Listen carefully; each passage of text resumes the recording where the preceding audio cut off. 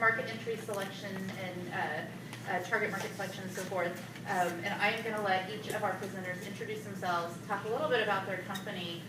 They have some talking points, and then you can pepper them with questions. And as we said, Missy's filming Danielle, so hopefully we can get some good footage here for you guys as well. Okay, you guys are on. Okay, great. Well, hi, everyone. Hello. Again, my name is Danielle Kerner. I'm with xTuple. I'm not allowed to go out in public without Missy and a video camera or a camera of some sort and some material about our company. So I'll leave that there for anybody who has any interest in learning more about xTuple. But we're a Norfolk-based company. We've been around since 2001, and we're an open source software development company. Does anyone know what open source is? Familiar with that term? Show of hands? Yeah? Mm-hmm. Okay. How about ERP? Is that a familiar term Yes. for most people? Yes? Okay. All right, so most people kind of maybe can put the two together and draw the conclusion of what makes us a little bit unique in the marketplace. ERP software is enterprise resource planning software. It's used by a lot of different companies. Really, once you hit a certain threshold, either from a revenue perspective or an operations perspective, things get a little bit more complex. You need software that can help to manage your entire business. And open source is really what makes us a compelling option, unique to other software in our space. It is the means to an end, is how I like to put it. So it isn't what makes us the ultimate choice, but it does enable us to deliver a more competitive software, more competitive from a pricing perspective, flexibility, hosting, customization, all of those different things. So open source means that you can access the source code. So everyone here writes code, right? So that is hugely valuable for everybody. No? Okay. No. Well, so it's a rhetorical question, I guess, in the sense that not a lot of people do write code. So you think, well, okay, it's open source, how does that help me? It does. You have the ability to customize the application. And there are a number of resources that you can employ to help you do those customizations. So the option is there, which doesn't exist with other software applications that are in the same space. You buy Microsoft, you live with Microsoft. You buy SAP, you live with SAP. You buy xTuple, and it can be whatever you want it to be. And so that's kind of cool, and something that a lot of people are sort of refreshed to have the opportunity to do, because they've been locked into this application and they've had to modify their business to work with software that runs their business. In our case, it's a little bit reverse. So open source means that we work with a global community of users and distributors, which I'll get to obviously in a second. That's the key to the conversation today. But the way the product is structured is we have a couple different versions. So at the entry level end, we have a product called PostBooks. It's a bit of a play on words. So how many here are using QuickBooks or some flavor of QuickBooks? So you'll get to a point, hopefully, where you've outgrown that. So where do you go? What are your options? Well, your options are to spend a whole lot of money purchasing one of these software applications that I've mentioned that you ultimately have to adjust your business to fit into. So a lot of times for a company that's outgrown QuickBooks but not quite ready from a budget perspective or a feature perspective for some of these larger applications, really have nowhere to go. So PostBooks, kind of like post-QuickBooks, is a great alternative. Number one, it's free. It's fully integrated. That got his attention. It's fully integrated accounting, CRM, and inventory management. It even has some light manufacturing. Completely free. Downloaded by millions of people all over the world, translated into about 30 different languages. It's multi-currency. It's all of these things. So who's wondering how on earth we can give away software like that for free? Mm-hmm. It's the model is that PostBooks, the application, is the core of our product offering. So we allow people to use it to run their business up until a certain point. Once you've grown beyond that point, in our world, it's the limit is 4 users. Beyond that, you're a real business, and you probably need some more advanced functionality. And so that at that point, you're graduating into what we refer to as our commercially licensed versions of xTuple. So you're buying a version of xTuple that has postbooks at the core, and then we added more advanced functionality. So we have one that's called distribution, manufacturing, and enterprise, all pretty self-explanatory in terms of the market that those target and the functionality that we're introducing with each of those product versions. So the idea is we're casting a huge net all over the world, people using the application. We help their business grow, and when they do, they need more advanced functionality, and we're there to serve them. So that's xTuple as a company. I hope I did an okay job there. And xTuple as a product. Our methodology in terms of bringing xTuple to the world is via postbooks, and then also via a global network of VARs or value-added resellers. And we've been at this since I came on board in 2007, where we really were applying focus to how do we grow this channel of partners. And internationally is certainly more of a challenge, and with it comes what I think is a huge opportunity. For us, open source is more widely accepted outside of the US. People are more comfortable with it, they get it. In fact, in a lot of places there are government subsidies for replacing proprietary software with open source software. So that's exciting for us. But finding those partners who can really help us deliver a very complex product in a place where there is a different language, there's a different currency, there are accounting and tax implications. We rely on that network of partners to help us modify the application so that it does meet local standards in all kinds of ways. We just can't possibly have that knowledge in-house. So with very limited resources, we're able to touch all parts of the world. We get interest from places that we ultimately have to look up because we've never heard of it. It's a really, really interesting model. But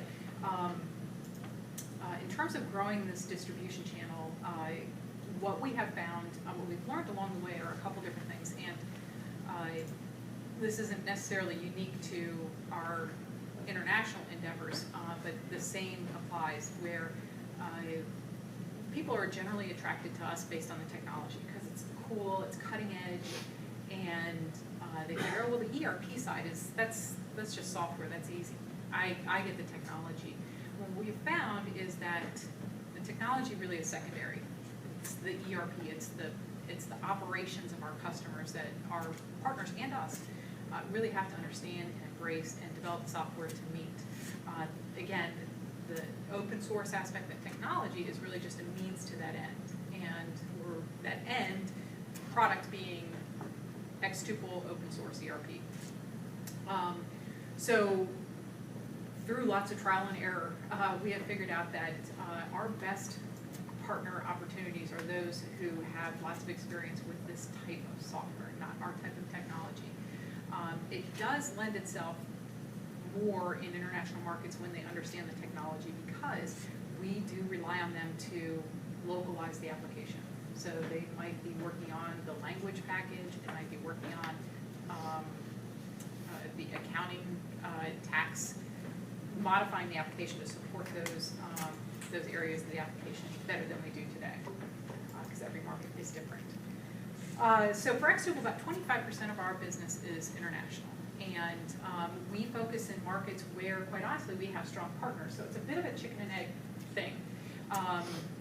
We have a very strong partner in the Philippines, Canada, Mexico. We do well in Europe. And we have some promising opportunities in China right now and developing a partnership there.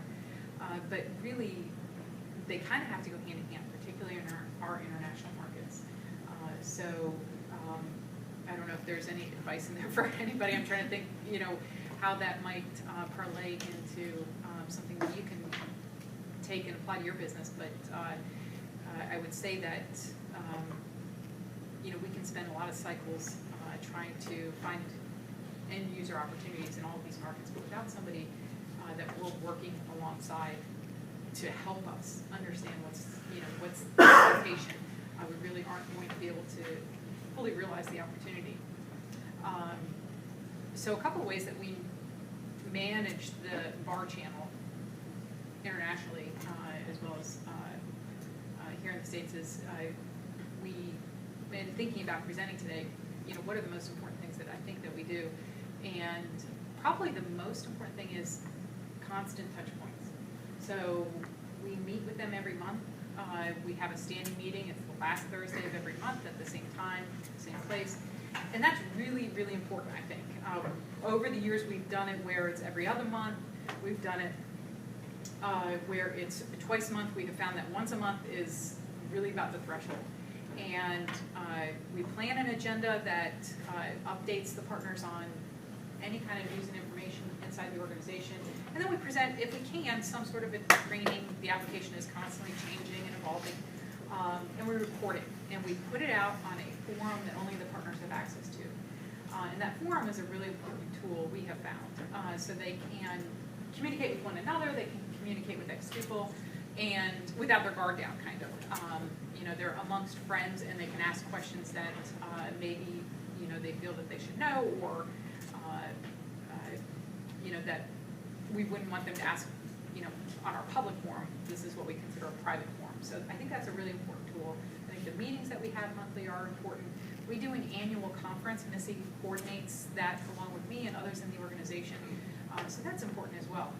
At that conference, or around that time, we spend, as an organization, probably about a week evaluating every partner that we have. We came up with what we call a scorecard. That scorecard has 100 points in total. And we look at it from a sales and marketing perspective. What does their website look like? What is their xTuple presence on their website? Do they have a professional email? To how many customers do they have that are referenceable? How many implementations of our software have they done this year? And then we evaluate them from a technical perspective. Do they understand our database called Postgres? Have they implemented that? Do they understand accounting? Do they understand advanced levels of manufacturing operations? So we're evaluating them, again, on 100 points. At the end of that evaluation period, everybody gets their scorecard. And I think that's critical too. It's important for the organization. When we look inside and say, okay, listen, we've got this opportunity, it's really important, but it's going to require somebody who really knows scripting, let's say. Who in our partner organization do we think is a good fit? So everybody in the organization that touches or works with the partners on any level, support, marketing, sales, what have you, we all create this evaluation. So I think that's really important, and giving that feedback to the partners, making sure that we're all on the same page, because they'll come back and say, well, you gave me a low score here, but did you forget that I did this? Or, I see I have a low score here. What can I do to improve this so that next year I have a higher score? Now, why do they want a higher score? They want a higher score in our world because we will bring them into opportunities and they will reach a status called elite status. And that comes with a number of benefits. So I think it's important to put these incentives out there, give them goals to work towards, but constantly give them that feedback so that they can improve themselves.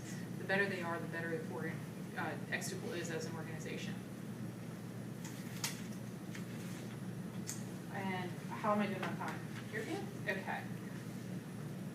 So identifying partners internationally is definitely a challenge, probably for everybody, but certainly for us.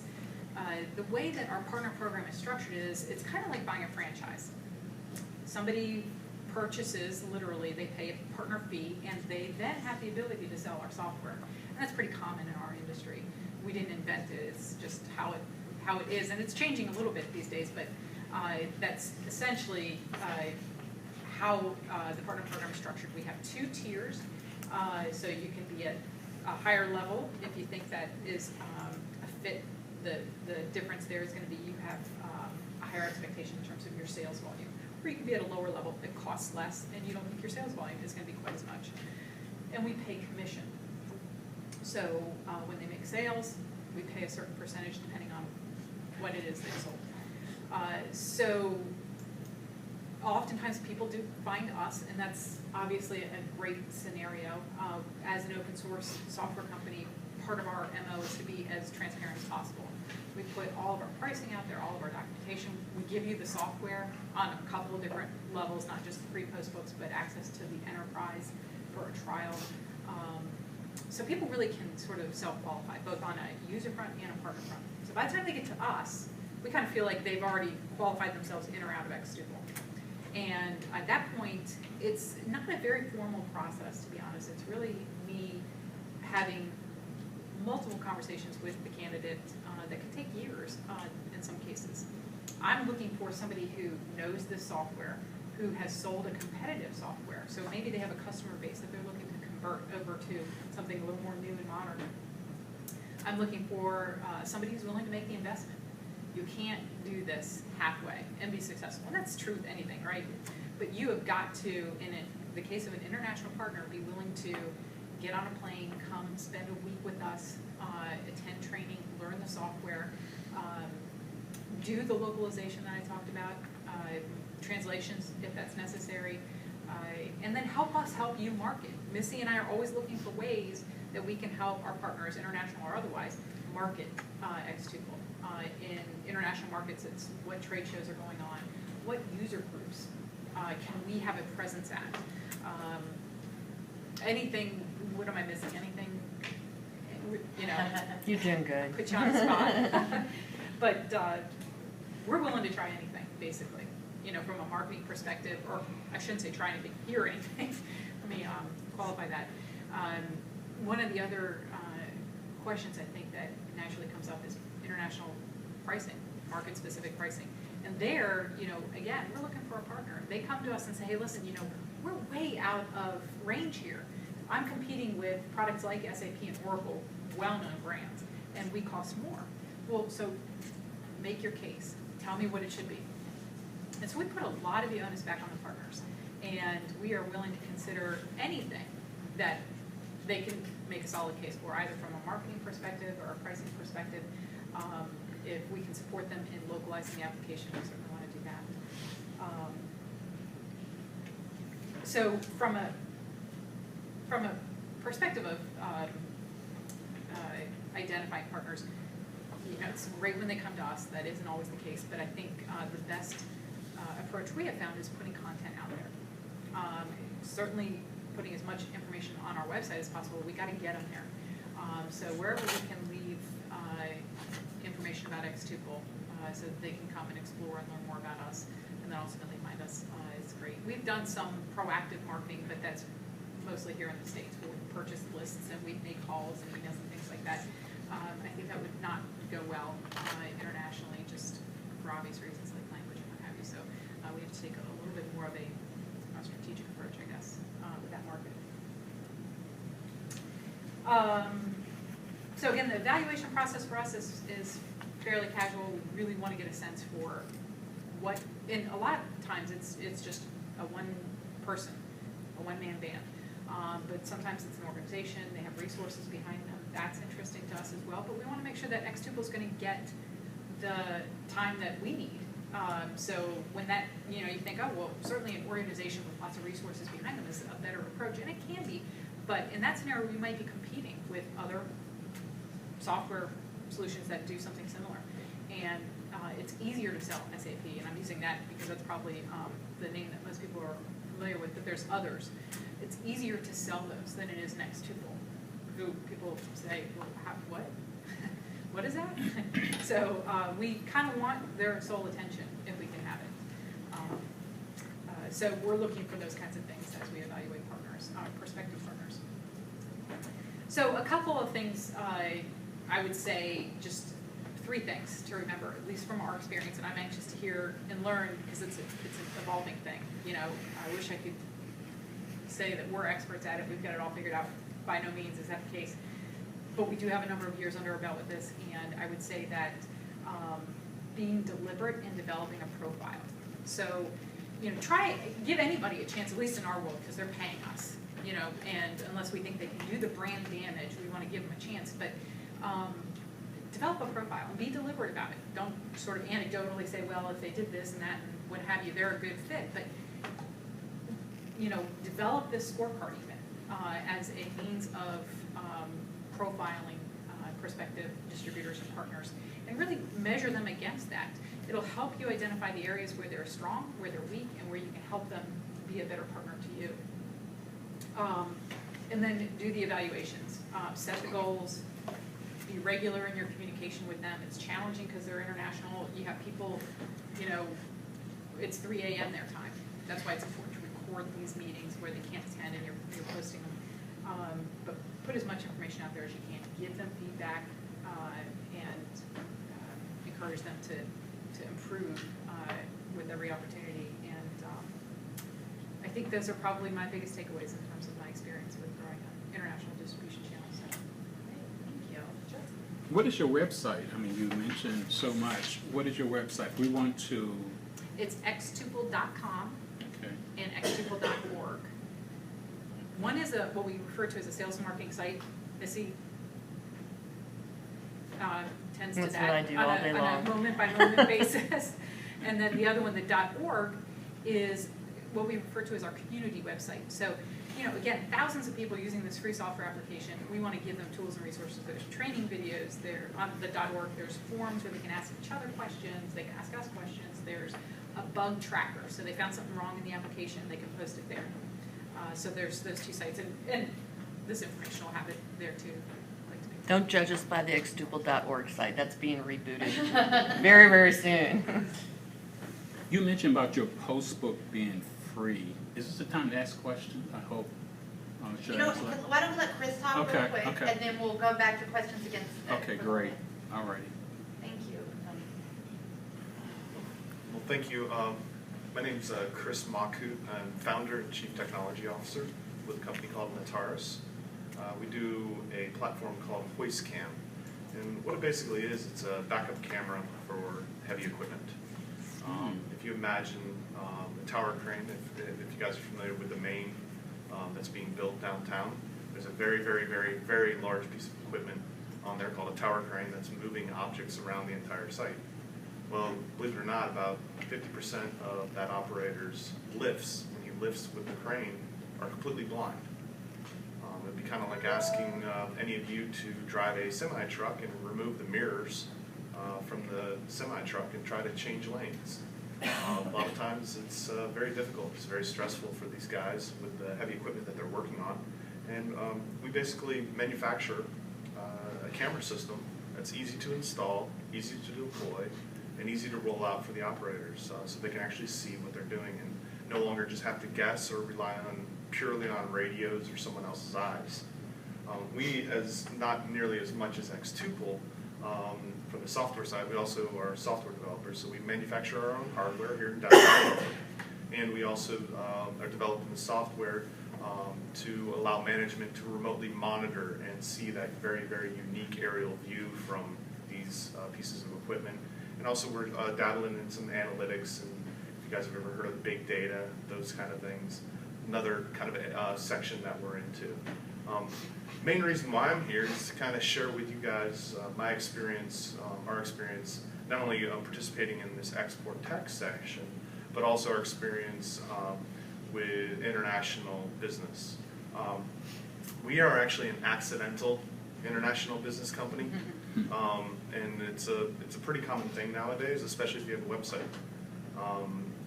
60% of our business last year was from international sales. And it was all inbound, no outbound marketing on our part, just purely having the website up, somebody in Peru typing in the words wireless camera system, and us coming up to the top of those search engine results, them calling us up in a panic, they had an accident, somebody got killed, can't have this happen again, we need a camera now. They wire us the money, we ship them the product. We were literally flying by the seat of our pants in terms of all the different government acronyms that you have to deal with, such as ITAR compliance, and then if you ship something over $10,000, which is typically our kind of stuff, then you have to also include like your EIN information and just all I joke from the movie Office Space, the TPS reports and cover sheets have to be very nicely filled out. But from the international aspect, it's been really a rewarding experience for us, participating especially getting my notes up here.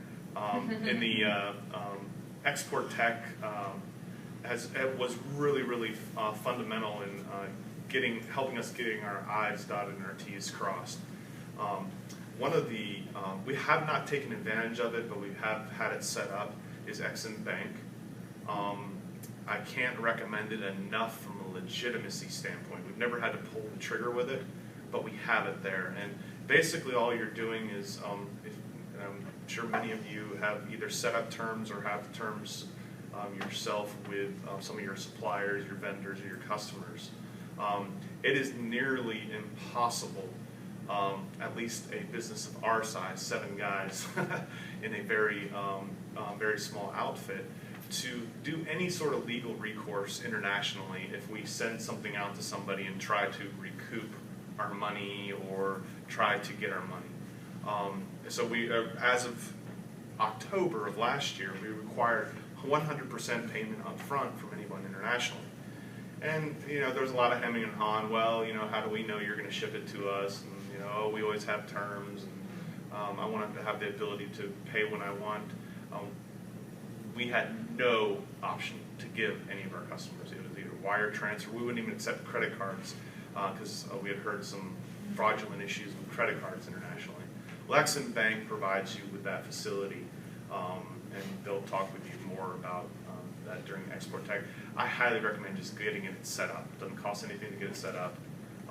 It does take some time, but at least you'll have that rubber stamp. And if you need to pull that switch internationally, get that going. For the sales and distribution channels, right now it was all accidental, us setting up. So how 90% of our sales and distribution channel had initially gotten set up is somebody reaching out to us from overseas. Hey, this is a cool product. We want to offer it. We start talking with them. Go through the courting process. Highly recommend using Skype and WhatsApp and instead of having an astronomical telephone bill for communication. Plus, it also helps to be able to see people when they're halfway across the world, especially if you want to show the product. It's really good. The sales channels basically get set up, and we have requirements. Not nearly, and I'm actually envious of xTuple and their review process. I actually took some notes because I really like that idea of reviewing your distributors. Giving them feedback is just as important as with any of your employees. If they don't know they're doing something right, if they don't know they're doing something wrong, how can they improve? We do attempt once a quarter to meet with our distributors. It depends on where they are in the sales cycle, sales pipeline. We also we have 2 different levels. We have what we call distributors, which are people that will stock the inventory for us, such as over in the UK, we have a distributor. And then we have dealers.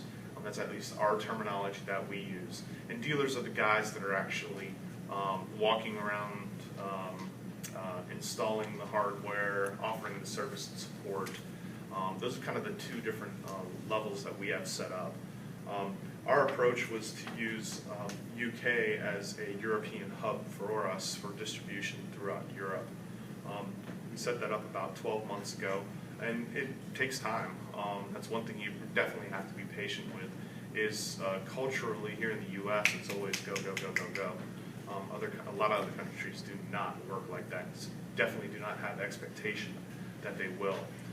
In addition, culturally, the Americans are, I'm pretty blunt, I can be pretty rude at times to other cultures just because of the direct forwardness.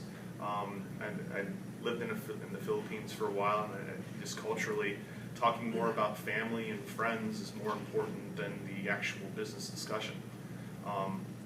So we've kind of learned that the hard way.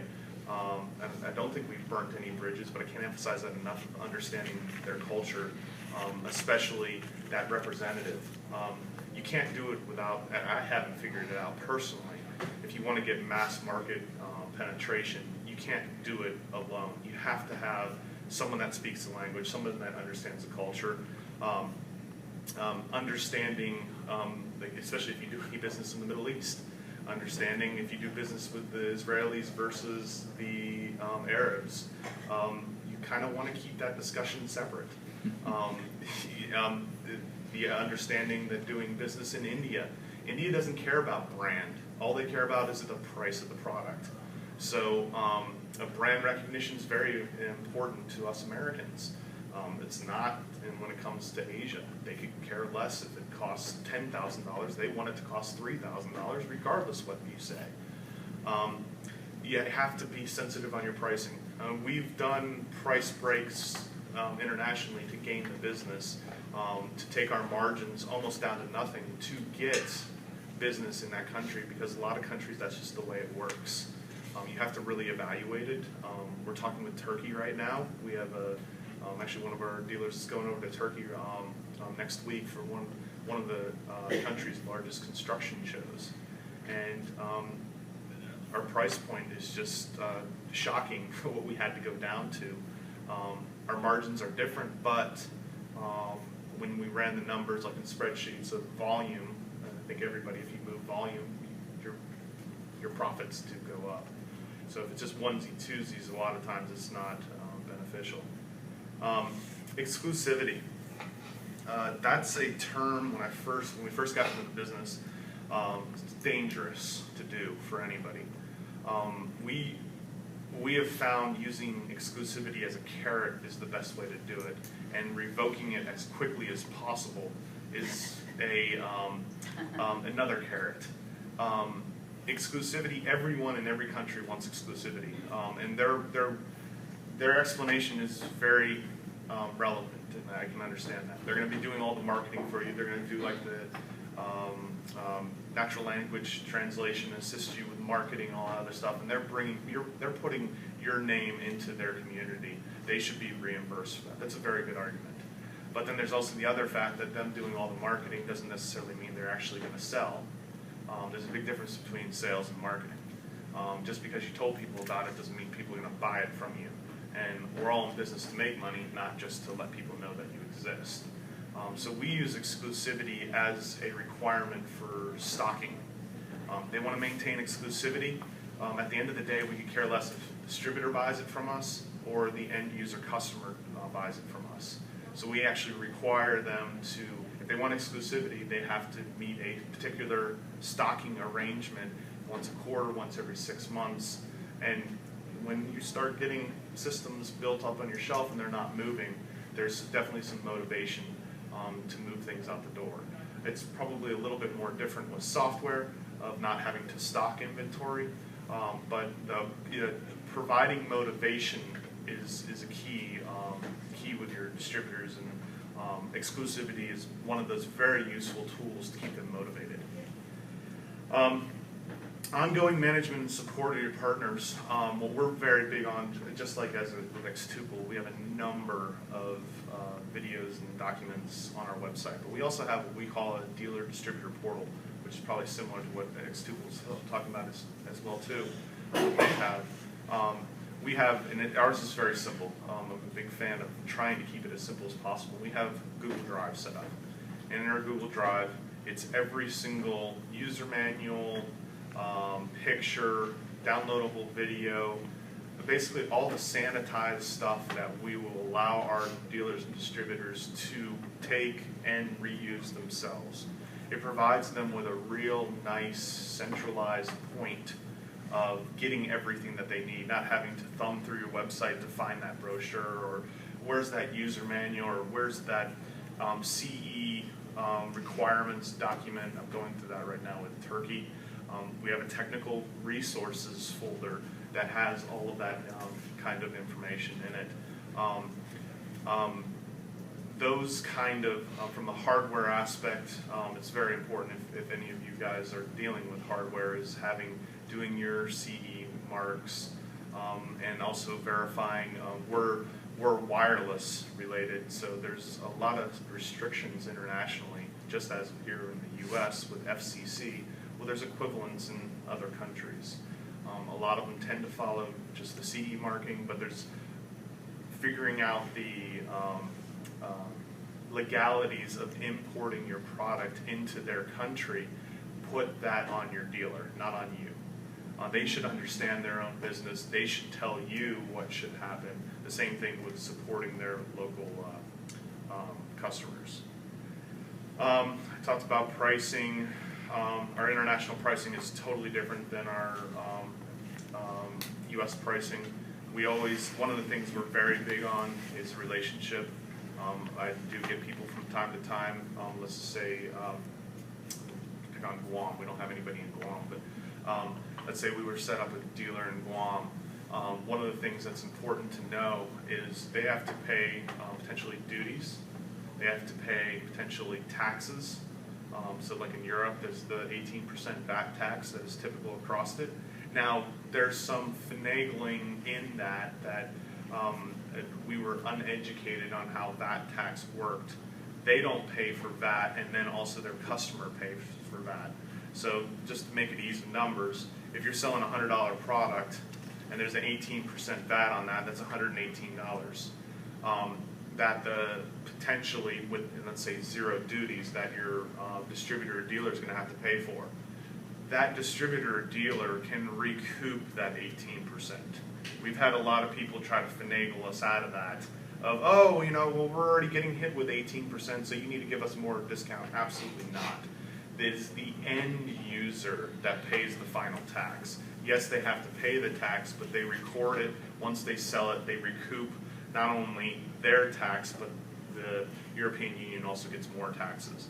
There's little things over time, and ExporTech, all the people and resources here can definitely help you with that kind of advice. It's one of my little kind of, wow, okay, that was interesting just how all the tax layout and tax burden goes through.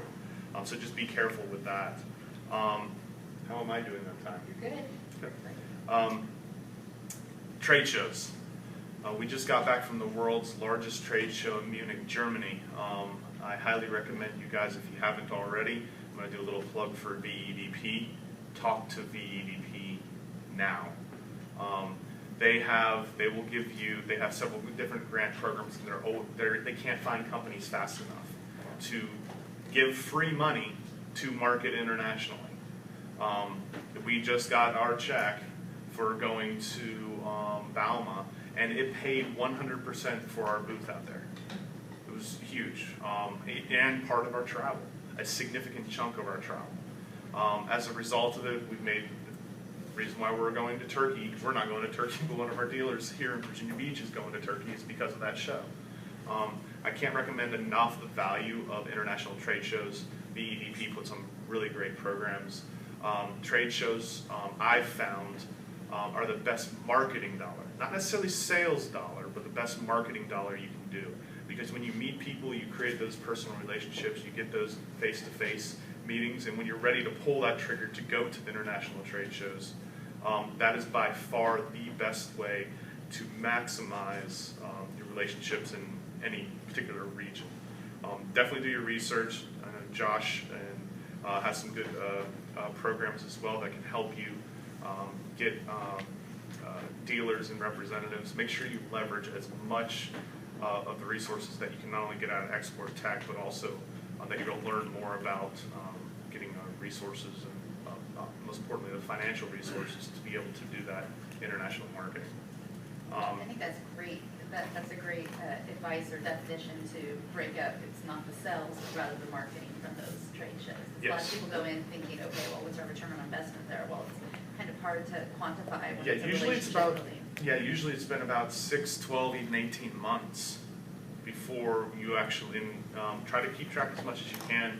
If you're using we use a system called vTiger, but there's Salesforce.com, there's xTuple, there's all these other kind of systems that can help you keep track of all your prospects and put little notes in and kind of make sure you know where you keep a record of where you met those people, because that you'll find that that's a reason then to go back to those events and invest in it again. And typically, the first show is going to be your least interesting show because people just met you for the first time. It's the subsequent ones. I'm a big fan of Rule of 3. If the first one goes well, do it a second and a third time. And usually your third time doing those shows, you'll have met people again. You'll have actually concrete meetings, start signing deals, start really establishing those relationships. And just as with anything, it takes time. Just internationally, it is a little bit more difficult because of always having to fly there. We are kind of on our own little island outside the U.S. So, parting advice. The business plan that you guys are going to write in here, really focus on that. Really use that, because if you're serious about exporting, which I imagine all three companies that are here are, use that business plan and implement it. We did. Right now, we're still evaluating the ROI on our business plan, but we just got out of the export session back in December. Right now, it seems to be going very, very well for us, considering that I think I was going to try to run the numbers before we got here, but we've already matched our sales revenue from last year. We still got another 6 months to go. And May has just been a phenomenal month for us. And as with anything, you get that, I call it the sine wave of sales. You get your awesome months, you get your low months, you get your awesome months, you get your low months. And it helps to, that business plan helps when the curve starts going down sometimes, and looking back at it and keeping your focus, especially if international sales is your route. Those relationships, everything that you build, it's going to come back to that business plan. Now, I personally, I don't sit there and go and look at it every single day, but it helps keep focus, and we actually are going to have we do every 6 months just a review strategically. You know, where have we been, what are we doing, where are we going to go? Every 6 months, just kind of refresh it and pivot.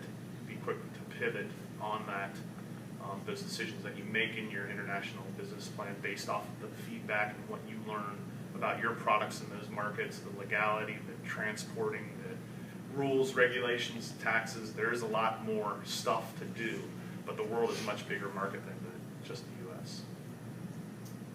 How about we open it up to questions now, since I cut Tony off earlier, sorry. Well, I think the question I have for Danielle is, currently the county's financial system we use is Deltec. I don't know if you're familiar. Government. And it's very expensive. Deltec was recently purchased and went public, and their prices continue to go up. Does xTuple have something comparable to Deltec that we could look at? Sure, very. Deltec, I think, really specializes in government contracts. Yes. Support of that. So we'd have to look at exactly what your requirements would be, but we do have some people who have converted from Deltec to xTuple. Okay. So it is a comparable program. Alrighty. I'll get your information passed on to our comptroller. Great. How about other questions? Oh, come on, guys. A lot of I information looked to at take in. xTuple software, it's very difficult. What's that? I looked at y'all software, y'all came into our place because we have a manufacturing company, it was definitely really difficult to. What's to your company? grasp. Superior Flow Tanks, Yeah. yeah, it's just, I mean, again, I think it was a little bit bigger than what we need to. Well, it is. ERP in general is a big application, so getting your arms around that is. The way you said, you're looking for people who know what that type of software is, it's like, yeah. Yeah. Exactly. Yeah. You can't just, it's not like. It's the heart and lungs of your I'll pick that up business. as I go. Yeah. Yeah. I have a question for Danielle. You mentioned the post books, and then that's for the 4 users, and then you transition to based upon your needs. Now, is that transition seamless? In other words, you use post books as the foundation for what you build on, or do you have to? That's right. It is seamless. Okay. So it's the same. It's the same database. Actually, we just run an upgrade script to get your current database to add in the other features that come with the commercial versions. Okay. And the features that you add on, for instance, on the ERP world, I mean, they could be different components of, BD or marketing. Do you price it that way, or is it one add-on package based upon the user again? Is it separate based upon each aspect that you're bringing on after post book, or is it no? You're moving into the user level of 5 to 15, and you get all of this with 5 to 15. Correct. Yeah. So Okay.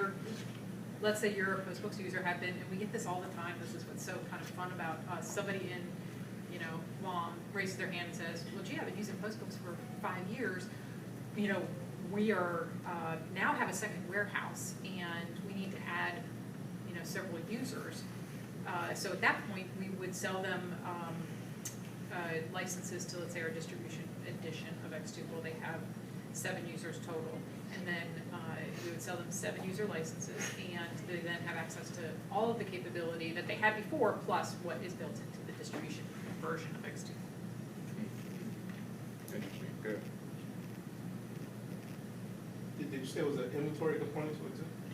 Yes, yeah, so it's, even with the PostBooks version, it's, you can have an infinite number of items in the database. But the demarcation is single location versus you go to the distribution edition if you have multiple locations. Can each of you tell us a little bit about, Danielle, you were saying that it's nice when people come to you looking to represent the product, but what are you looking for specifically for both of you in your businesses for a good rep, agent, distributor? What are some qualities that you pick out as, you know, this is a good partner for us? Well, for us, like I said, it's really knowing this kind of software, so we don't, you know, overwhelm people.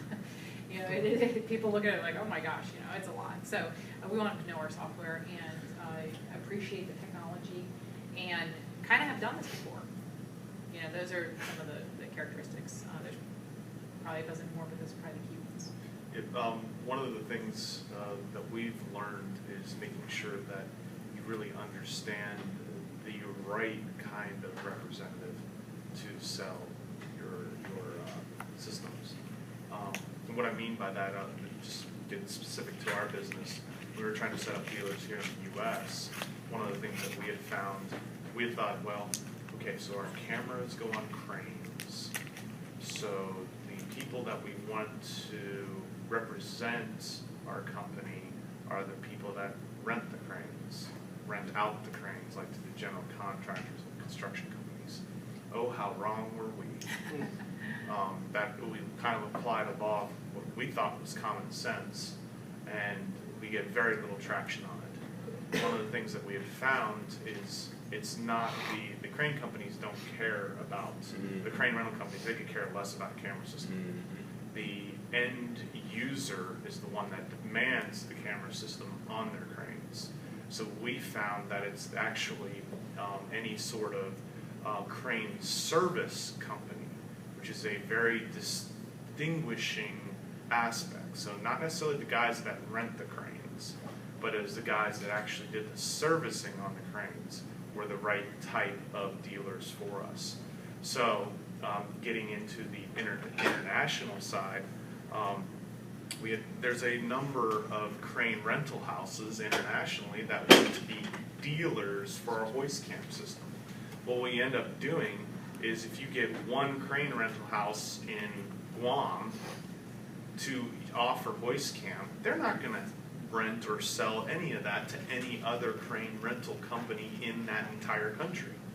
So by exclusivity, you're going to have one person selling it to just their customers and not the distribution that you want. So just make sure that you really qualify, and the easiest way to qualify is finding out who here in the U.S. is a very good dealer, so you're picking the right demographic of dealer, because a dealer representative might not be the right fit if they're competing against themselves with others, because then you won't get the market penetration that you want. So I got a quick question for you. So you said earlier that these folks were contacting you. So which one of those, I don't know which word to use, I guess it would be end users contacted you? Was it the actual end user that was operating the crane, or was it the dealers? All of the above. So we get requests from, so our network is, you have like the general contractor that's building the building, that hires the crane rental company to bring the crane in. And then you may even have a separate company that brings the operator in. Right. From our aspect, we've had the general contract, and I'm going to pick on Peru. Company in Peru called us up. They killed somebody. They needed a system. They ordered it and came out. And we shipped it out to them a couple weeks later. That would be the end user.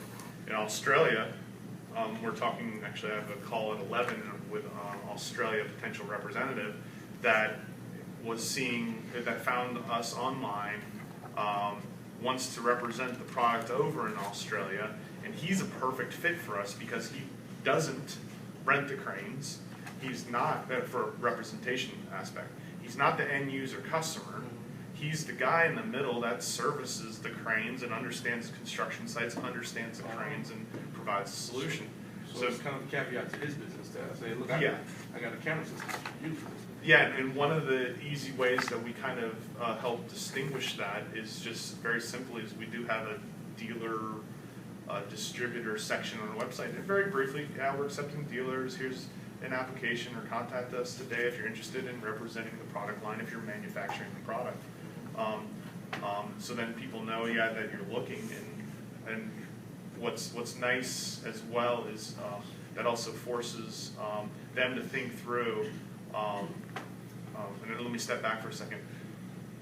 What we then do in that next set of cycle is when you have somebody on the opposite side of the world, you need to qualify them. Is we put together a pretty extensive dealer distributor application and ask them very critical questions like, have you ever worked with, and we do cameras, have you ever worked with cameras? Do you sell any competitive solutions? And that's not necessarily a bad thing, because they might do underwater cameras, and wireless cameras complement very well, because we don't care about underwater cameras on the cranes that we deploy wireless cameras onto. And finding out, just like you would interview somebody, finding out, some trade references that you can contact and reach out to them. I hope that answers your question. Perfect. The only other thing I would offer from a marketing aspect is your website's really important. Yes, it might be in the U.S. and it's all, in English language, etc. Make sure you've got as much content on there as possible that all of your dealers, your distributors, wherever they are, can use. If you Google xTuple Philippines, you will be shocked. All of the stuff that that Philippines dealer or distributor for xTuple has on their website, their Facebook page, everywhere, you'd think it was our website because it looks so much like our website. Because that's part of our open source philosophy is it's out there for you. Use it, copy paste, take the images, whatever. So that's the only thing I would offer on the website part. If you've got a distributor network, offer as much stuff as you possibly can. Some of it we have behind a firewall that they have to be logged in to get, sales kinds of stuff. But for the most part, we want their website to reflect, the company. So. And that's a really good point. We haven't done this yet, so I'm not really a good practitioner of what I'm preaching. But our site is driven on WordPress, which is a pretty easy platform. I recommend it. If you're using something like WordPress, but there's a lot of times a very simple widget or plugin that you can put in, Google Translate, you can put right on your website that can make it a little easier for some of your international customers. It's not perfect at translating, but it makes it a little more convenient when your international customers are trying to find out information. There are also modules as well that will automatically translate and create different versions. Just kind of take a look at that. You can speak with your web developer. I think there are some funds available as well from the EDP to aid in those kind of transitions as well too, to help with multilingual from your brochures and website. Take advantage of it, and it's free money to get you more business. They want to see you guys grow. If we all grow, then there's more tax revenue to be had. That's kind of the theory. A question for Chris. You mentioned in your presentation ITAR. What, as you look at the countries that you're dealing with, anything that you would recommend that be aware of in terms of TAAs or anything that you had to do as a result of exporting your product? We just kind of did a sanity check, and I did contact the government and make sure that we didn't have any ITAR restrictions. Apply laws of common sense for right now, which is don't do business with Iran, don't do business with North Korea, and anything over $10,000 that you ship, make sure I recommend, and FedEx, I don't know if FedEx is sponsoring this one as well, but I recommend DHL. It can be a little bit cheaper, and DHL tends to be more international. DHL has a very bad presence here in the US, but very good international presence. DHL will handle all of your paperwork, every last bit of it. That's what I really like about it. FedEx and UPS tends to make you jump through a lot of hoops. So literally all I have to do, this is my process when we ship. We have to print out 3 commercial invoices. We put if it's over $10,000, we put our EIN on that invoice, put an HS code, which is a classification for what your product is, on that invoice. And if you put all that in with DHL, they handle everything else. I've had packages tied up so many times with UPS and FedEx of, well, where's this AES document? And DHL will do all that for you. They'll handle all the AES documentation, and if anything gets flagged, they'll do all of it. UPS and FedEx will get everything tied up. I don't know why they're not easier, but DHL is just very good at the international. That's air freight shipments. So instead of going to a freight forwarder to do air shipment, You just go can. to. Well, let me finish. Yeah, yep. Okay, because I'm getting to that point. Sure. So you're saying go DHL versus. You can do the freight other- forwarders. I mean, they'll do a lot of those processes, but remember the freight forwarders also have to make money too. Well, yeah. So, you can a lot of But times get DHL better just make rates. things so much easier, and that's been your experience. Yeah, we actually have a broker here locally that Okay. we're working through that is our DHL representative. So, Can I talk to them? yeah, sure. Yeah, I'll be happy to forward you their information. Okay. And they have I mean, I they have think the a other thing too, Chris, is you're not sending containers. No, we're not doing containers. So you don't need a freight forward. Yeah, okay, and I'm not familiar with freight forwarding because our product tends to be pretty pricey to be throwing in the container, and people want it pretty quickly, and it's about 50 pounds, it's about the size of your luggage. And But this is on Well, clarify, 120. This too, is on it's a size 122 thing pounds. as well. yeah, it is a size thing, and this guy's an expert in this kind of this stuff too, Ryan. Larry, he's shipping small parcels. Yep. Oh, Yep. okay. I'm not shipping mattresses or anything like that. Well, this is only weigh 122 pounds, and you know the dimensions. So. You probably don't want to air freight that. That would be. But Brian, when Brian talks, he's more of an expert on. Well, I still want to talk to the DHL guy. Yes, talk to the DHL guy. I personally, I wouldn't ship anything more than 60 pounds air freight. That's just my experience because then it just starts. The expenses and fees go up pretty substantially. We just sent over, to give you guys an idea, we just sent 2 systems with an antenna kit, each box weighing about 50 pounds, and was $1,500 to fly that to Turkey. Now it takes only about 3 days when you fly, but that's a pretty good chunk of change on about $25,000, $30,000 piece of hardware, and in addition to any duties and then VAT taxes that they have to pay. So depending on how quickly they want to have it rushed over, is going to really drive air freight versus cargo. What do you call it, Ryan? Cargo ship. Air ocean freight. No, air ocean freight. Versus Yeah. small parcels. Danielle, do you have any parting words? Chris about to get his word in, so. No, not necessarily. I think I shared everything that I had outlined. As a developer, can we do a dashboard through your open systems? You can develop a dashboard, yes. Okay. And we have some dashboards in development as well. But you can do anything in theory with xTuple. Some things are harder than others, but it's all open architecture, so it's all possible. And a plug for xTuple. I've used xTuple as well, too. I like it a lot, but we're too small for it.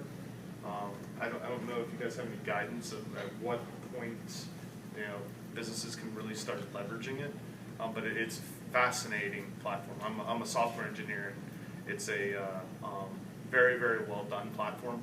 You just have to invest time in processes and implement. Any ERP is a very, very big undertaking, but it has significant ROI in your business.